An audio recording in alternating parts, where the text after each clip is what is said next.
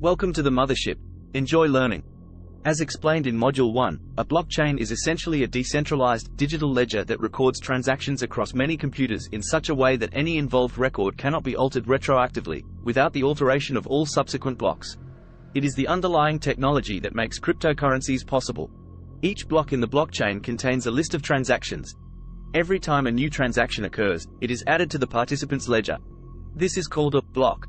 Once a block is filled with transactions, it is added to the blockchain. One of the main features of blockchain and cryptocurrencies is decentralization.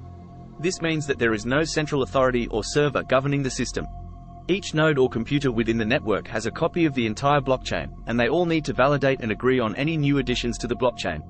This helps to enhance security, as to alter any data, an attacker would need to control over 50% of all the nodes in the network, which is a significantly challenging task.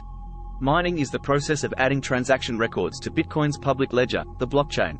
It exists so that every transaction can be confirmed, and every user of the network can access this ledger.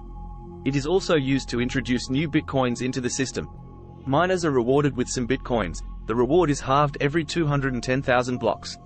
The limit of 21 million Bitcoins is expected to be reached around 2140. As we mentioned in our previous module, Bitcoin was the first cryptocurrency and remains the most well-known and widely used. Designed as a digital alternative to traditional currencies, Bitcoin offers a decentralized way to store and transfer value. Its underlying technology, blockchain, ensures that every transaction is transparent and immutable. Bitcoin remains a popular choice among investors due to its proven track record and widespread acceptance. Ethereum, launched in 2015, took the blockchain technology introduced by Bitcoin and expanded its capabilities. While Bitcoin's blockchain is used mainly for currency transactions, Ethereum's blockchain can be used to create smart contracts, which are self-executing contracts with the terms of the agreement directly written into code. This opens up a world of possibilities, including decentralized applications, or dApps, and has contributed to the rise of the decentralized finance, DeFi, sector. Litecoin, often considered the silver to Bitcoin's gold, was created in 2011 by Charlie Lee, a former Google engineer. It is based on the Bitcoin protocol but differs in terms of the hashing algorithm used, hard cap, block transaction times and other factors. Litecoin has a block time of just 2.5 minutes compared to Bitcoin's 10 minutes, which allows for faster transaction confirmation. Ripple, launched in 2012, functions both as a cryptocurrency, XRP, and a technology protocol, RippleNet.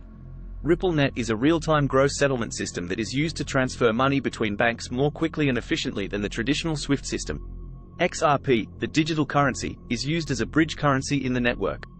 It has found popularity with financial institutions seeking to streamline their operations and reduce costs. In addition to the major cryptocurrencies, there are thousands of other digital coins, often referred to as altcoins, alternative coins. These include notable names like Cardano, ADA, Polkadot, DOT, and Chainlink, Link, among others. Each has its unique features, functions, and users. There are also tokens, which are a type of cryptocurrency that represent an asset or a utility in a specific ecosystem. They are often built on existing blockchains, like Ethereum's ERC20 tokens. Tokens can represent anything from a stake in a company, security tokens, to access to a service, utility tokens. We will explore the difference between tokens in later modules. Thanks for watching.